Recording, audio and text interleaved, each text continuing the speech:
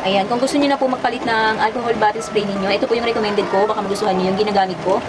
Actually, matagal na namin ito ginagamit and until now, ayos pa rin siya. Pero syempre, depende pa rin yan sa pag-iingat natin sa gamit natin. Matibay din yung kanyang lagayan, hindi siya yung tipong lumulubog kapag pinipisil natin. And yung dito rin niyo, meron siyang ano dito, yung parang tubo. I think ito yung nakakatulong para magkaroon siya ng smooth na spray.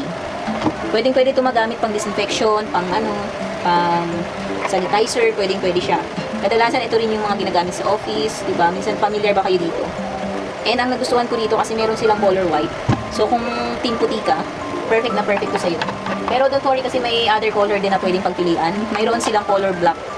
Tapos itong transparent. Meron silang design na hindi mo makikita yung loob.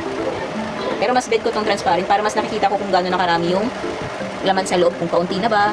So ayan, kung gusto nyo rin tong product na to na ginagamit ko, alcohol bottle spray, ilalagay ko na lang yung link dyan sa yellow basket.